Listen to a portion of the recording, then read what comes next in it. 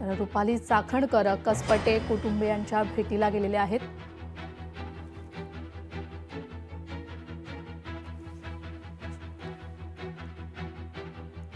वैष्णवी हगवणे हत्या प्रकरणी त्या कसपटे कुटुंबियांच्या भेटीला रुपाली चाखणकर गेलेल्या आपण पाहतोय।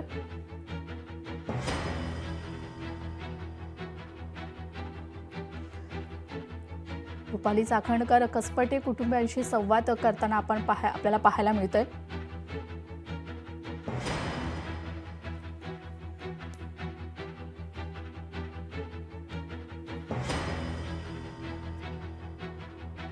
गेल्या काही दिवसांपासून कसपटे कुटुंबियांच्या भेटीला अनेक कार्यकर्ते नेते येताना आपण पाहतोय। आज रुपाली चाखणकर कसपटे कुटुंबियांच्या भेटीला गेलेले आपण पाहतोय।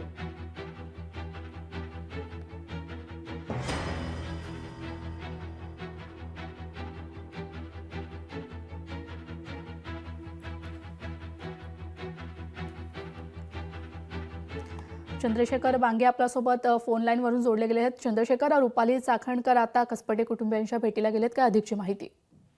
आपण पाहिलं की गेल्या 7 दिवसापासून हे दोन्ही आरोपी फरार होते, ज्यामध्ये वैष्णवी यांचा मृत्यू झाला। त्यांना प्रमुख जबाबदार असलेला हा राजेंद्र हगवणे आणि त्याचा जो मुलगा आहे, या दोघांना अटक झाल्यानंतर आता रुपाली चाखणकर जे आहे ते कसपटे वस्ती येथील वैष्णवीच्या माहेरी गेलेले आहेत। त्या ठिकाणी आपण पाहिलं की रुपाली चाखणकर यांच्या भूमिकेबद्दल सुद्धा समाज माध्यमावरती वेगवेगळ्या चर्चा होत होत्या आणि या सगळ्या चर्चेनंतर आता रुपाली चाखणकर यांची भेट घेणार आहेत आणि त्या भेटीनंतर त्या पत्रकारांशी संवाद सुद्धा साधणार असल्याची माहिती समोर येत आहे। खरं तर रुपाली चाखणकर यांनी सुमोटो गुन्हा देखील या सगळ्या प्रकरणामध्ये दाखल केला होता आणि रुपाली चाखणकर या सुरुवातीपासून या सगळ्या प्रकरणामध्ये लक्ष ठेवून होत्या।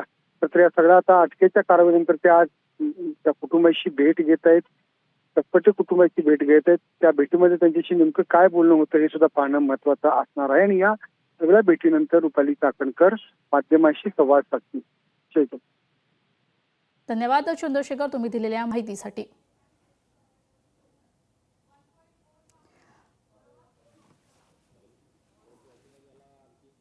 वेपन लायसन्स पण त्याला ऑक्टोबरमध्ये त्याला 22 ला त्याला मिळालेला आहे।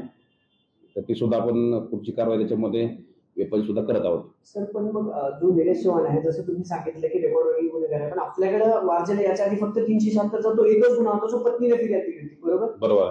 त्यावेळेस काही कारवाई केली होती आपण, त्याची काही माहिती घेतली? त्याच्या पुढची कारवाई 400 तारीख पुढची कारवाई पूर्ण झालेली आहे। त्यानंतर त्याच्यावर प्रिव्हेंटेशन सुद्धा कारवाई झालेली आहे। परंतु इंजवडीला पण रंगत डायवे त्याच्यावर केस आहे। पूर्वी वारजे पोलीस स्टेशनला सुद्धा 2009 साली एक पायगुडे नावाची इसम आहेत, त्यांनी त्याच्यावर दाखल केली होती तक्रार, त्याच्यावर सुद्धा प्रिव्हेंटेशन केलेली आहे। आणि हा कालचा जो आहे रेसिडेंट कसपटे फॅमिलीला त्यांनी धमकवल्याचा पिस्टलचा दाग दाखवून हे सुद्धा गुन्हा काल दाखल केला। सर, ते जे बेबी आहे ते याच्याकडे होतं असं काही त्यांनी सांगितले तुम्हाला, किंवा किती दिवस होते? कारण एक माहिती अशी आली समोर, पण ते ऍक्च्युअली तिकडच्या पोलिसांची की त्याला इंजेक्शन देखील दिलं, तो बेबी काही दिवस होता याच्याकडे, निलेश चव्हाणकडे, अशी काही इन्फॉर्मेशन? आता ज्यावेळेस आपल्याकडे आरोपी समोर येईल त्यावेळेस डिटेल आपल्याला याच्यामध्ये तपासता येते। सर, केव्हा चौकशीला केव्हा आलं, काय तुम्हाला वेळ कळली का? कुठली चौकशी? नाही, हा जो निलेश चव्हाण आहे ना, आता आम्ही पोलीस त्याची कारवाई पुढे सुरू आहे, त्याच्यामध्ये लवकरच येईल। ठीक आहे।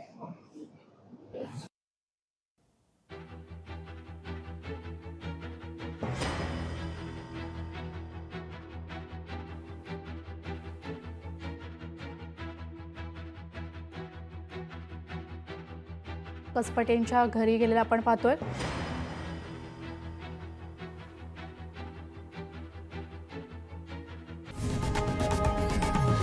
लोकशाही मराठी ऐका, पहा, जागरूक रहा।